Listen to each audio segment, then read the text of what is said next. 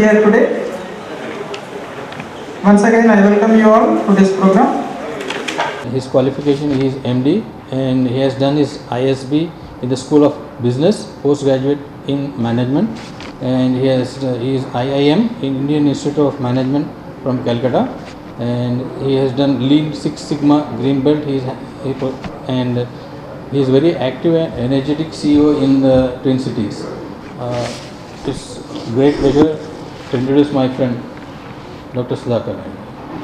Malaradi Group of Hospitals.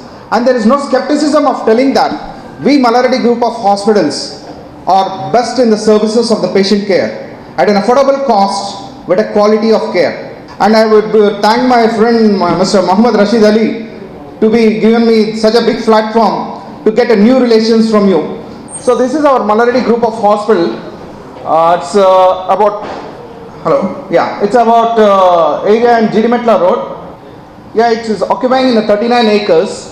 Right now in the good transport system we are having over there, and it is acquired by Narayana. We acquired this from Narayana and it was our own building. And he is one of the man who has produced infinite doctors who have spread around the world. We can say he sits in the hearts of the people. This is our young dynamic entrepreneurs, C.H. Bhadra Reddy Garu, our chairman, and Dr. C.H. Preeti Reddy Garu, our managing director. Both are young dynamic entrepreneurs having a new innovative ideas. They have a very good role in scaling up the new heights with a new technology. This is our mission, to be the forefront and serve the needy by providing holistic health care at the international standards with an affordable cost. Our mission is to become one of the leading healthcare and make our footprint in the Telangana state. So these are our growth drivers which help our to scale our organization, which is called an esteemed organization. We have a trust. Trust is most important between the patient and our organization. We have achieved a trust, very good trust and respect in the people's mind by rendering them services with empathy, commitment, compassion and integrity. Our nursing staff is an excellent nursing staff with an empathy who cares for the patients. We have an integrity in honesty and fair as well. Our strengths, these are our strengths. We have scaling up the new heights. One of the best hospital across the radius of 20 kilometers with an ethical practice. Our brand position, we can say it's our strongest strength. And the renewed, experienced, skilled and dedicated consultant doctors. We have an excellent nursing staff as well as a good, smart, wise leadership management. And 24 hours, we have 24/7 emergency and trauma care where we have the ER physicians well qualified with MEMs and critical care consultants also we have there who can tackle the resuscitate cases at any spot of time. And we have reduced the waiting period in the ER where the patient need not wait for a long time. At the same time, we will shift the patient very soon to the concerned areas without having any difficulty. This is one of the comfortability we are giving for the patients at the ER where the patient have a huge panicity, where we decrease this panicity and we make them very comfortable. And we have done a minimal invasive procedures in numerous numbers, including our corporate and our health city. These are our scope of services. Everything is included here: general medicine, obstetric, gynecology, pulmonology, cardiology, neurosurgery, etc. And we have right now interventional radiology also. We are having a kidney transplant system. Right now we are going for the transplant system, and in further we are planning for the international tourism also. So our clinical excellence is, what we can say is that our inpatients per day is 540. At any point of time we have a corporate setup, 80% of occupancy with a good number of patients believing us. Angioplasties per month is 143 and surgeries bypass 34. So our footfall in the OPs is about 1500. This includes our corporate setup and medical colleges, the both health cities. And gastric surgeries per month is 81, neurostroke paralysis cases per month 300, where it is a numerous number. Now we are coming up with a mobile stroke unit where we can go towards the patient's home and will acquire the patient within the golden period of time, thrombolizing him. We are coming up with a mobile stroke unit also.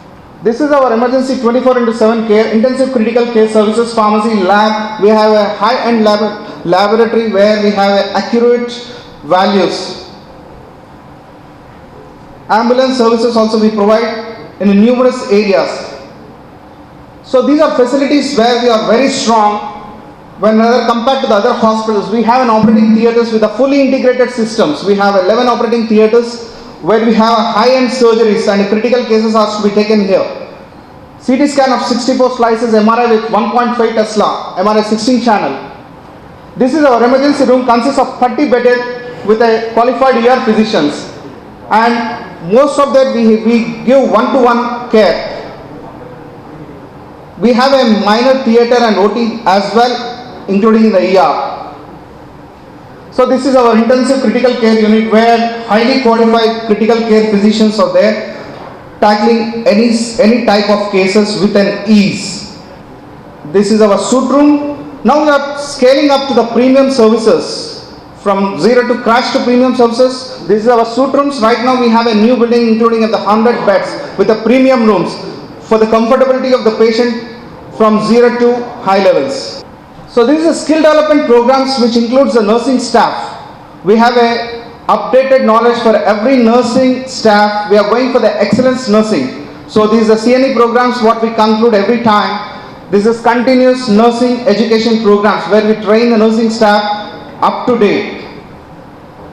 So this is strongly focused on delivering quality care in a compassionate, timely manner. We have a call bell system. This means a call bell system. We have a call bell system at every nursing station where a nurse comes immediately within a fraction of seconds attending the complaints of the patient. Nursing patient ratio 1:1 in the ICUs. With a proud feeling that associated with the Malaradi group of hospitals, I can say that we are a shining star blooming in the corporate healthcare industry, like a warrior in the healthcare industry conquering the so-called success. Thank you very much. Our agenda and motto is to enter into the hospital with a panicity the patient, but exit with a super smile on the patient's face. That is our agenda. Thank you very much. Thank you so much for being with us. I'm happy and honored to be a part of the team, sir. Dr. Shankar Reddy, sir, is HOD of Department of Surgery at Malaradi Hospitals. He is the senior surgical oncologist. Sir has done his DNB in surgical oncology from Southern Command Hospital, AFMC, Pune. He has also done his DNB in general surgery from MNAMS, New Delhi. He is having a membership in the European Association of Endoscopic Surgery and other interventional techniques. Sir has done his fellowship in minimal access surgery and is a fellow of Indian Association of Gastrointestinal Endoscopic Surgeons. He is an expertise in surgical oncology, in head and neck surgery, breast surgery, thoracic surgery, gastrointestinal surgery, and is also trained in general surgery and surgical gastroenterology. We welcome you, sir. Thank you, madam. Thank you for your kind words. I welcome you all on behalf of Malaradi Narayana Hospital and Malaradi Cancer Hospital and the Research Institute. As my previous speaker, our best friend, Dr. Sudhakar Naidu sir has already explained you about the overview of the hospital. What are the different branches? As he rightly said, our main strength is the cost. Still, on the open forum, I can bet if you get anything less than Malaradi, I will pay those professional fee for you people. Right? This is on my side. I worked in multiple hospitals before. I was in Apollo and I was a honorary consultant in Yashoda and KIMS Kondapur for some years. And now after joining to Malaradi, I can say the cost to the patient is almost 1/3 of what I was getting before. So the patient is the highest beneficiary in our institute and it's a pride to us. Even the medical training is like a army training there. The way they start their day, the way how it ends. We used to go by 7, we used to leave by 11. So that is the routine schedule during our super specialty training. Cancer services is a multidisciplinary service.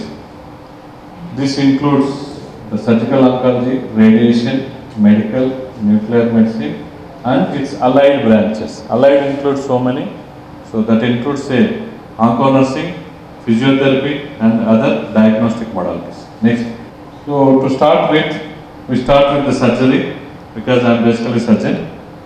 So this is our complete team where we have a 3 oncosurgeons. We work as a team. You know, like a team has always a benefit, and we take that advantage. And you will always be finding at least 3 plus surgeons at your service anytime 24/7 at Mallareddy, including the night calls. Next. So this is our scope of the surgeries. We do all, I can say, we do all except brain, spine and bypass surgeries. The rest of the things will be taken care by the surgical oncology team. And for the other 3 leftover branches, we have a good team even in Mallareddy Narayana, which can take care of all. And we start with head and neck surgeries. Because you all know the main cause of head and neck is the tobacco. As the tobacco has 151 carcinogens in it, that causes the main cancer. All over Asia, India is the lead in the head and neck oncology cases. So we do skull-based surgeries, breast oncology, and we have even a good oncoplastic team also with us. We have 2 plastic surgeons who can do a best job from this side. One among them is a female surgeon we have.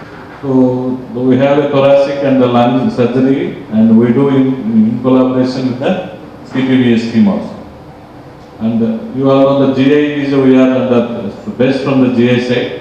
We do all cases starting from the upper GI to lower GI and hepatobiliary pancreatic surgeries too. The gynec we do as it is, they are the routine cases we do. All the radical surgeries in the gynec cases. Uro-oncology, we do a total and as well as a partial nephrectomy too. And nowadays, for the last 3.5 years, we are doing it completely laparoscopically. Soft tissue tumor, skin and adnexal tumor also we deal with. Next. So this is our the scope of the surgery in the head and neck. We deal with all the oral cavity cancers, oropharyngeal, laryngeal and hypopharyngeal, nasal cavity, paranasal, that includes neck tumors, and salivary gland tumors, both parotid and submandibular and minor salivary gland, thyroid, parathyroid malignancies, and we also have a well equipment to diagnose the carcinoma of unknown primaries too. So we are also well trained even in the skull-based surgery. You know about the skull-based surgery. It's the borderline between the neurosurgery and the oncosurgery. And this is the borderline plate. I think all over India also we have very few surgeons. We deal with this anterior craniofacial resections, especially for a tumors which is from the facial to sometimes they go through the cribriform into the brain also. We have to use the bicoronal flap from the top and maxillectomy with radical orbital excision from the facial skin. And the lateral skull-based surgery we do for schwannoma. Most commonly the facial schwannomas we will do. The posterior skull-based we do in collaboration with the neurosurgery. So with respect to the breast oncology, you know, like previously it used to be a cervical cancer it is the leading cancers among the women in India. Now slowly the breast cancer is taking over its position. So right now we are able to identify most of the cases in a locally advanced cases. With a screening modality, we can always have the early identification of the most of the cancers we can do. So with that we could able to get a good prognosis in the outcomes of these patients. And so we can deal with metastatic breast, and we have a special interest on the breast conservation surgery. The Milan study, which has more than 20 years of experience, have proved beyond doubt that the breast conserving is coming back after the most radical surgery by Hallstein. So other the routine cases we do, and the main important part is we have a very good reconstruction team. We can always do either primary or we will also doing a secondary reconstruction. So regarding the thoracic and the lung surgeries, we are good in doing the mediastinoscopy. This mediastinoscopy basically we do it for staging of the lung cancers. The thoracoscopy for the diagnosis, biopsies, as well as for the segmental dissections. So lobectomies and the thymectomies we are good even in doing this laparoscopic thymectomies. We do VATS, that mediastinal lymph node dissection, and metastatectomy especially we do it most of the cases with the laparoscopic alone. So with respect to the esophageal cancers, we will be doing a thoracoscopic mobilization of this esophagus, and we do the open also in that case. Next.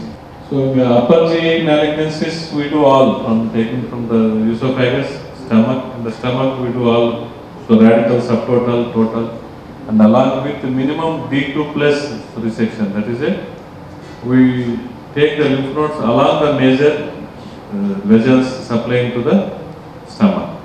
So we do all the reconstruction with the staplers, and we do hands to end in this. The liver segment, sometimes we do even in case of a colonic cancers with a solitary met in the liver also, we will be doing that. We do in the simultaneous resection of the colonic resection as well as the liver resection in these cases. And we are good even in doing the Whipples, both classical and the modified classical. So radical cholecystectomies, for the last 3 months we did 2 cases along with the portal lymph node dissection.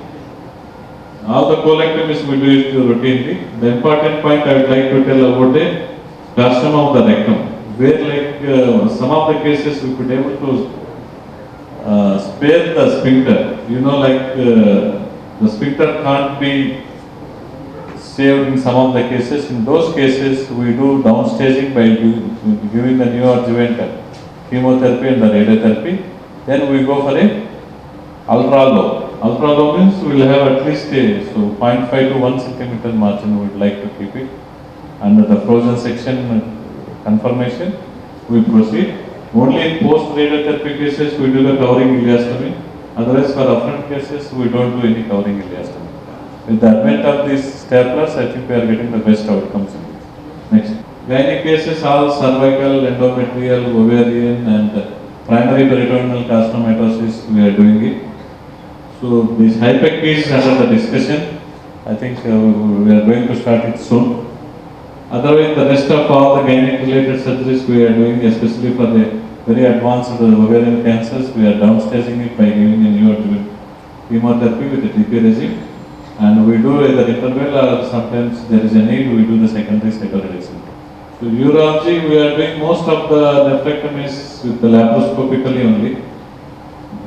So rest of the tumors more than 7 centimeters, we are going at with the open surgery. Otherwise, most of the cases we are doing with the laparoscopical only. The tumors of less than 3.5 are mostly 4 centimeter cortically placed tumors.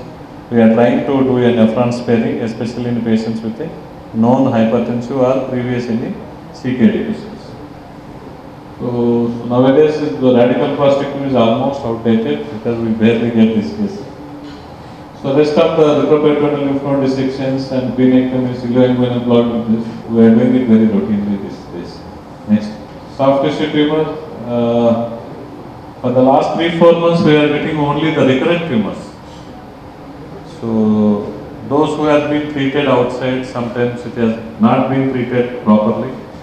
With sometimes the ignorance of the patients makes us to come with high recurrence. One lady with a shoulder tumor, she came with a 3rd recurrence. First 2 times she has been operated and she didn't receive any radiotherapy, and she has to come for a 3rd surgery with along with removal of the right humerus also, upper part of the humerus.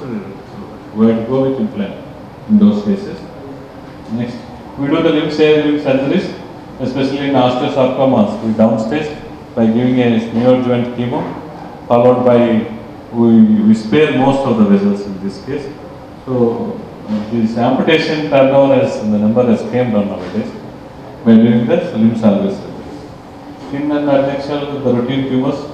Next, so I would like to highlight few of the things. Most of the things have been covered by our friend Dr. Sudhakar sir. We have a facility of fluoroscopy, general X-rays, nuclear medicine department, a strong department, and ultrasound. We have an OBG for the pap smears and other female examination cases. So we have a digital mammography which will identify screening as well as the follow-up cases also. We have the 1.5 Tesla's MRIs and 64 slice CTs. We have 2 CTs. So we have all GI diagnostic modalities, upper GI, colonoscopy, ERCP, and we have all advanced laboratory. We can able to get the follow-up tumor markers and which will help in us in the prognostication of the disease. Next. A few words about the implementation for radiology. We recently got the implementation for radiologists. I think the majority of the audience may be knowing about this, and this is in the recent time. It is going to help most of the patients, and I can say even for the surgeons also it is helping. So these people will help us in preventing the minor bleeds, who can use a gel forms or coils to avoid a re-exploration of the patients. And other than that, this photograph says that there is a big tumor in the liver. We will downstage the tumor and we will try to give time for the hypertrophy of the opposite lobe of the liver, so that we can save a part of the liver. At least the patient of a chronic cirrhotic patient, at least you need to have a 30% preservation of the liver tissue should be mandatory. So to avoid these things, like those people who require more resections, we can do a test, we can download that, downstage the disease. Most commonly we use the liposomal doxorubicin in these patients. Then under follow-up, we will have a scans which will tell about a good downstaging, and we can go for the resection of that part of the liver. So with that, we are able to do most of the liver resection, which used to be inoperable before. We used to only send them for palliation. Now we are bringing them under the surgical modality. You all know the surgery is the best for a cure of any cancers. Next. And we have the scope of a medical oncology who is inside only within the campus he is residing, so available will be so 24/7 days, and he is available even in the midnights also. He is Dr. Ram Prahlad. He is coming to Nizamabad once in a month. Next. So this is our facilities of the radiation oncology. So this Electra Infinity, which is so newly established. So this is our scope. So this is the machine. You will have a good view even while somebody who is scared the patient, so they can have the relaxed atmosphere by looking on the screen. So we do all this. We met IMRT, IGRT, 3D, conformal radiation, and we have a brachytherapy machine which can be helpful in the cervical malignancy in the post-adjuvant radiation. So as I previously told, any treatment of any cancer is a multidisciplinary approach. We have a best multidisciplinary team in Mallareddy, and every case will be discussed in the tumor board. Next. Every case will be discussed in the tumor board. We have a register, cancer registry. Every case is discussed and it is written in the book, like the tumor board book we have. The final decision of the treatment plan will be so discussed along with the patient attended by the side. So I repeat once again. So this is our services provided. The surgical oncology, medical, nuclear medicine, PET-CT scan, onco-imaging. We have cancer screening modalities. We have a good radiation team. We have high precise linear accelerator which can do stereotactic surgeries and VMAT and IMRT, IGRT, and we have a good brachytherapy machine. So I thank you on behalf of Mallareddy, and you can. So this is not a the graphical one, but this is how it looks exactly. Thank you for your patience listening. The next speaker is Dr. Ranadhir Gupta. He will be introduced by Dr. Adesh Swami. He has done his schooling from RBVRR Public School in Nizamabad, MBBS from JSS Medical College, PG from NIMS Hyderabad. He has done his fellowship from European Board of Nuclear Medicine and European Society of Medical Oncology. He is also a member of Nuclear Oncology Task Force SNM India, and he has published around 20 original articles and 30 case reports. He was an ex-associate professor in SWIMS Tirupati, where he received an award of outstanding faculty for the year 2019, and he is presently working as senior consultant and head of nuclear medicine department at Mallareddy Cancer Hospital, Hyderabad. Thank you. Actually, I belong to this place. I am from Nizamabad. I studied in RBVRR Public School and St. Elizabeth and Seton High School, Kisanagar. I grew up listening the names of all the stalwarts here, Swami uncle, all the stalwarts here. I grew up saying the doctors should be like that, and we have, my father is from a pharmaceutical background. Now coming to the topic, I know I am in between you and your dinner, but let me see how interesting I can make. We not only diagnose but also treat, but I try to restrict myself to the predominantly diagnostic part. Next slide. CT and conventional imaging cannot detect if the barrier is not flashed. When there is leaky capillaries only, the CT and MRI can detect. So contrast, leakage, the leakage of the contrast is directly proportional to neovascularization.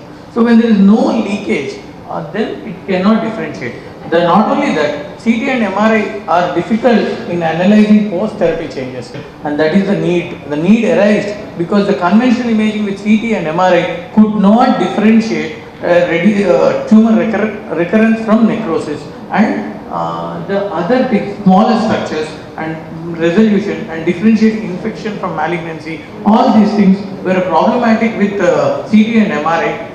Conventional MRI. Now with DWAM, the patient mortality. At the same time, there is another schools of thought saying that if we diagnose early also, maybe we will not improve the overall survival or quality of life. So that's why it is always a debatable topic whether start the imaging from genetic issue or should we start at anatomical imaging. But whatever it is, I show you some cases where it can help, how molecular imaging can help. How many of you can identify anything different on the black background? Can you easily see this? No. It's like when your professor of medicine says there is a murmur, everybody will say yes, yes, yes, only like that only here also if there is a lesion. But most of us are not able to identify. Next slide please. See this, easily this is identified. So what are we doing is, previously it was clinical and evidence based. Now it is evidence based. Nicely a black spot about yellow background. This is increasing signal to noise ratio. The molecular imaging increases the signal to noise ratio. Next slide please. So this is a low signal to noise ratio, high tumor to background ratio. This is a good imaging technique. With CT and especially ultrasound, the signal to noise ratio is less, and with PET and PET-MR, the signal to noise ratio is improving. So this is clinical experience in experienced hands. Still there is grey area. Conventional imaging, there is still grey area. Fusion of functional and morphological imaging, there are no grey areas. Next slide please. So the gamma rays are used for imaging from gamma camera. The beta particles is used for therapy, and the positron emitter. The positron is antimatter. When it annihilates, it forms two 511 keV photons, and those are used for therapy and PET CT scan. And alpha particles are used for therapy. So the positron, when it annihilates with photon, it forms two 511 keV photons. These are detected by a PET machine. This, when fused with the CT image, we get a PET CT scan. So first we perform a CT, then the patient undergoes PET. In the CT machine, the machine is the source of radiation. In the PET part, patient is the source of radiation because we inject, and that image, here you can see the patient is the source of radiation, and the detection is done, and this is fused. This is a CT image, this is a PET image, it is fused image. So we have functional and anatomical imaging. This is a hybrid imaging, and hybrid imaging will throw away all the pitfalls. So what are the targets of molecular imaging? Nothing but whatever substrates, that is glucose metabolism, phagocytosis, enzyme activity, protein synthesis and all. Let me take you to one of them. Next slide. Why FDG, fluorodeoxyglucose? We all know the Krebs cycle, glycolysis pathway, glucose 6-phosphate, fructose 6-phosphate, fructose 1,6-biphosphate, glycerol D3-phosphate, and fructose 1,6-phosphate divides into glycerol D3-phosphate and dihydroxyacetone phosphate. When we were taught in biochemistry, it was boring, but it becomes interesting. Next slide please. Because the tumor cells use more of glucose than the normal cells. The tumor cells go for aerobic glycolysis. Even though there is a chance of Krebs cycle, it will not go through the Krebs cycle because there is an enzyme called as pyruvate dehydrogenase kinase which cleaves pyruvate dehydrogenase enzyme. So the pyruvate will not be converted into acetyl-CoA. So there is no way entering into Krebs cycle. So the energy of the cancer cell predominantly has to get from glycolytic pathway. So for one glycolytic pathway we get only 2 ATP, whereas if it goes through the Krebs cycle and electron transport chain, we get 38 ATP. So a cancer cell utilizes 19 times more glucose molecules than the normal cell. That's why in a cancer patient there will be weight loss, there will be cachexia, there will be acidosis and all these things. So this effect is called as Warburg effect. This Warburg effect, the differentiated tissue in presence of oxygen utilizes glucose and produces 36 moles of ATP per 1 mole of glucose, whereas in absence of oxygen there will be only 2 ATP produced, but it happens only in absence of oxygen. Proliferative tissue, tumor or inflammatory tissue utilizes more glucose. This is why aerobic glycolysis will be there. That's why a tuberculosis patient, a chronic inflammatory patient, a malignancy patient all lose weight because there will be glycolysis. There will be one glucose only produces 2 to 4 ATP, and that way they will be utilizing more and more glucose. Once the glucose is deprived, there will be glycogenolysis. Then there will be gluconeogenesis, lipolysis and all. So lastly proteolysis, that's why there will be cachexia. So how FDG gets trapped? The glucose is converted into glucose 6-phosphate and enters into glycolysis because there is an enzyme called as hexose phosphate isomerase which converts G6-phosphate into fructose 6-phosphate. Whereas when FDG enters in, is metabolized by hexokinase, it forms FDG6-phosphate, but it further cannot be metabolized because hexose kinase is not stereospecific, whereas hexose phosphate isomerase is stereospecific, and it identifies glucose FDG and FDG6-phosphate and glucose 6-phosphate as two separate entities. That's why FDG gets trapped inside the cell. So this is how the GLUT transporters, we have three types of GLUT transporters: insulin independent, insulin dependent, GLUT 1, 2, 3, 4, 5, 6 and all. But insulin dependent, that's why we do a PET-CT in fasting stage, so that only insulin independent glucose transporters are activated. Insulin independent glucose transporters are activated mainly in the macrophages and tumor cells. So now let us go how we can utilize this PET-CT and the Warburg effect in general practice. Patient presenting with fever for last 1 month, clinical evaluation reveals hepatomegaly and no localizing signs. Admitted and evaluated for endemic workup which was negative, CT chest and abdomen negative.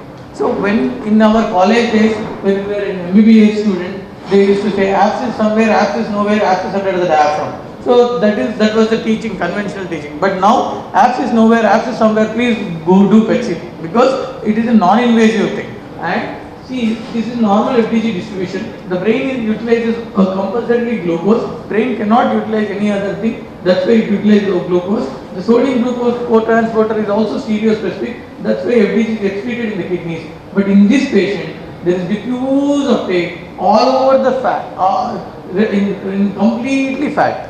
The whole, both subcutaneous and visceral fat was inflamed. So the intense uptake in the fat, this is because of the projector issue. There is intense uptake in the fat, and normal PET-CT will not show intense uptake in the fat. Then we have asked for a biopsy of the fat, and it revealed paniculitis. It is a whole body paniculitis. This is also known as Weber-Christian disease. So this is pre-treatment, and we had intense uptake in the fat. Post-treatment, there is no uptake in the fat. This is a case of Weber-Christian disease. We label it as Weber-Christian disease only when there is no other associated rheumatoid condition. So this is the pathology showing paniculitis. This was done in my previous institute, which I was associated with. Pre-treatment and post-treatment. Post-treatment, patient is doing well. The patient was treated with steroids. And a 42-year-old nurse presented with fever and chest tightness. She was in the ICU and she was presented with fever and chest tightness. Nothing else was seen. It was not pulseless disease like Takayasu, but she presented with fever and tightness, and the fever was prolonged. ESR was elevated, CRP was elevated, and when we did PET-CT scan, we saw large vessel vasculitis. So pre-treatment and after that, she was treated with both ATT and steroids, and post-treatment she has responded. This is large vessel vasculitis. In suspected large vessel vasculitis, PET-CT is ideal. Even in Harrison's, today's Harrison's, the last edition I read, it is it is recommended. Next slide. Am I talking only experience or is there an evidence? Yes, it is evidence is present. FDG PET identifies the localizes inflammation of unknown origin, especially when the CRP and ES are elevated. So after endemic workup is over, if the CRP and ES are still elevated and endemic workup is negative, CT chest is negative, please consider for PET CT. Either at our center or other center, but it shows good results. Next slide. See, unknown primary presenting with brain wet. General surgery, patient comes with headache. When we routinely get a CT, the patient may have brain wet. Especially these patients present with localized, small lesions will not present with localizing signs. This patient is a obstetrician, a famous obstetrician who presented with behavioral disturbance, evaluated, CT revealed a frontal lobe lesion and PET showed a small lesion in the lung. It was not characterizable. The solitary pulmonary nodule characterization, especially if it is solid, if it is more than 1 centimeter in size, and if it is speculations are present, and PET CT will help in localizing. This patient, the patient presented with brain mets and we diagnosed the lung. Especially small cell carcinoma lung presents with brain mets in the earlier date. Cervical lymphadenopathy of unknown cause. Patient presented with cervical lymphadenopathy. We did not, especially if you don't know the primary, if you don't localize the primary, you end up irradiating the complete mucosa, which is very toxic. Irradiating the oral mucosa, nasal mucosa and pharyngeal mucosa will cause lot of mucositis. That way, patient will unnecessarily have more toxicity, less benefit. In PET CT, look next slide. PET CT localizes. You see the subtle lesion in buccal mucosa was missed by a CT on CT by a eminent person. Here FDG, because the signal to noise ratio is high, the higher the signal to noise ratio, here we are able to localize. So identification of unknown primary, PET CT has a crucial role, whether it is brain mets, cervical lymphadenopathy or skeletal metastasis, PET CT plays a crucial role. Recently diagnosed carcinoma lung for radiotherapy. Will you irradiate the entire volume? I see there are very few oncologists, but if you see, everything appears as a tumor. See, initially we were treating with cobalt. Previous days, the cobalt machine was there. As we go on, it is 3D CRT, conformal radiotherapy. Then we have IMRT. Then we have IGRT. Then we have adaptive radiotherapy. We are evolving by giving precision treatment. The more and more precise we are giving. So, for giving precision treatment, we should have precision imaging also. The precision anatomical landmark, CT, iSlice CT, intralinear cone, and now 4D PET CT. So, respiratory gating. Next slide, please. This was the slide I was showing. This was the complete tumor according to CT. But on PET, the rest is atelectasis. When the tumor obstructs the bronchiole, it causes atelectasis. And atelectasis and tumor cannot be differentiated on the CT. Whereas PET CT, you can clearly see the tumor is evident and the atelectatic part is not evident. And treating lung cancer is like not shooting stagnant object, but shooting a flying bird, because the lungs move with on and off with inspiration and expiration. So we should be doing respiratory gating so that we will give more and more radiation to the tumor and less radiation to the surrounding organ. Recently diagnosed triple negative breast cancer. Next slide. Both are stage 4. According to AJCC, both cannot be differentiated. But here you see, this has only small volume of metastasis in the lung. This has multiple liver metastasis. So for prognostication of age and genetically matched sites, then the prognostication PET CT is very much useful. For response evaluation, we are ideal. For response, we give RECIST as inherent false. RECIST is response evaluation criteria in solid tumors. We have now persist criteria, that is PET based evaluation. We can clearly see there is complete metabolic response. So the PET is used for response evaluation by using persist criteria. Next slide. Detecting the undetected. I will be an interesting case now. This is a regular practice. You have done endoscopy. Patient presented with red color stools, anemia and abdominal pain. So patient presented with melena. and patient on endoscopy, you have multiple ulcers in duodenum, hypertrophic gastric folds. So what is the next plan of action? Serum gastrin was done, it was 3917 picograms per ml. So when we have a recurrent ulcers at unusual sites, we normally forget multiple endocrine neoplasias and Zollinger-Ellison syndrome. So ultrasound abdomen was done, there was isoechoic lesion between left lobe of liver and stomach. I am saying isoechoic, but they have reported it as a lymph node. Next slide please.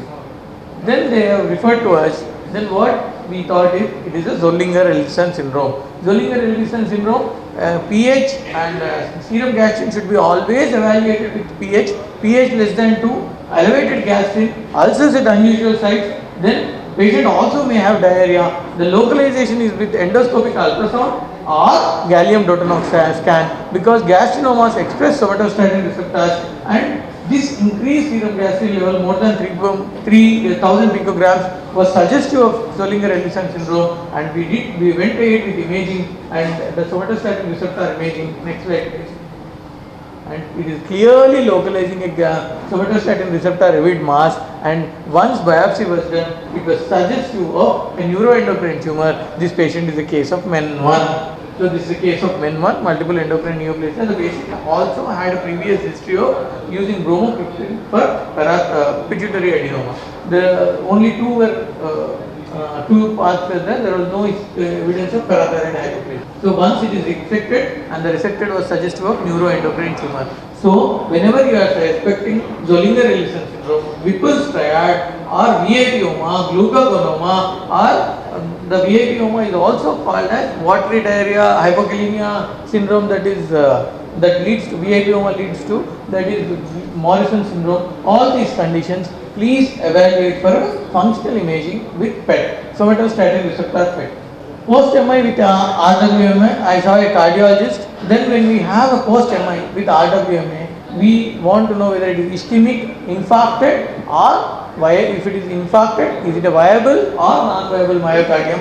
When there is a perfusion metabolism mismatch, the perfusion decrease suggests it is infarcted, whereas it is ischemic or infarcted, but presence of FDG says it is still a viable myocardium. So doing stenting for all the infarcted tissue is not good. If the infarcted tissue is only viable, either you do dopamine stress echo. In patients with poor echo window, you instead of dopamine stress echo, you can go for PET CT scan. So it is ideal to do a metabolic confirmation before going for a unnecessary procedure, because it is interventional and it has its own risk and cost. Young VT, a patient came with young VT. So what is your differential diagnosis? One of the other differential diagnoses is sarcoid, especially cardiac inflammation can cause young VT. This we are seeing recently, this has become a trend. Dr. Narasimhan has published, from CARE has published many articles saying that PET CT in identifying the inflamed myocardium. For this, we have to use a different protocol. The protocol is we have to keep the patient with too much of fats, so that the rest of the myocardium, the normal myocardium will not take up glucose, only glucose will be taken up by ischemic or infarcted myocardium. Again here the physiology of the heart, it can use anything, but if we have given fats first, all the normal myocardium will take up fat, whereas ischemic or infarcted myocardium will not take up fat and it takes up glucose. So we prepare with prolonged fasting so that the patient is in lipolytic phase, and we give high fat, low carbohydrate, we give IV heparin with low molecular weight. Heparin also causes lipolysis. In epilepsy, for localization, especially drug refractory epilepsy, when more than 2 drugs on maximum 3 doses also patient doesn't have a response, then we call it as medically refractory epilepsy, and in those conditions we do PET CT to know the functional deficit zone. Next slide. This is an interesting case, last case, height decrease in a patient present with decrease in height and bone pain. Next slide. These are the lab parameters. Any guesses what it could be? The calcium is normal and albumin is normal, phosphorus is low, and intact PTH is 265, and the TMP GFR is 0.43. Any guesses? Orthopedicians, endocrinology. Next, general physicians. Okay, next slide. We did a investigation, serum FGF 23, 2613, and this is a case of oncogenic osteomalacia. Oncogenic osteomalacia, that is because the tumor secreting FGF 23. Next slide, please. And we localized with the gallium scan. Next slide. Previous slide. In this, we have localized, and with this tumor, mesenchymal tumor was excised, and the patient has recovered from the bone pain. Next slide. We are not only used in diagnostic, we have therapeutic applications like well differentiated thyroid cancer, post-op and metastatic or post-op well differentiated thyroid cancer. Next slide. We use in neuroendocrine tumors, post-op where metastatic or inoperable neuroendocrine tumors we use. Next slide. And there's a flip-flop phenomenon, well differentiated tumors we treat with sandostatin and PRRT, poorly differentiated with chemotherapy. Next. And this is a NECTAR trial showing the same. Next. And this is in metastatic CRPC also we use PSMA based therapy. Next slide. These are the contraindications, pregnancy and lactation. Okay. Please take home message. Case of unknown primary, think of PET-CT. Case of solitary pulmonary nodule, think of PET-CT. Staging and prognostication. Case of fever of unknown origin, think of PET-CT. And refractory ulcers, think of SSTR. Metastatic neuroendocrine tumors, think of lutetium dotatate. Thyroid cancer, high dose radioiodine. And CRPC, PSMA. Next slide. Any questions? Thank you for listening.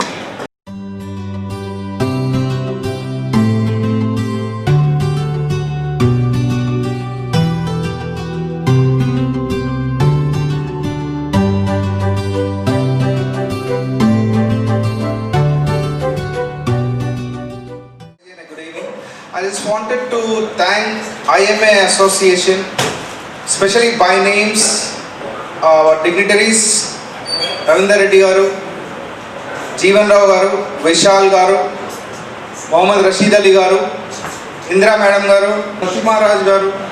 Very much thankful for your kind speeches, and especially I want to thank our marketing head Sirish Yadav Garu, Ravi and Manish also, because they have a very good job in coordinating the things, for getting us such a good platform here and connecting to the young people here and with the new connections we are having. Thank you very much.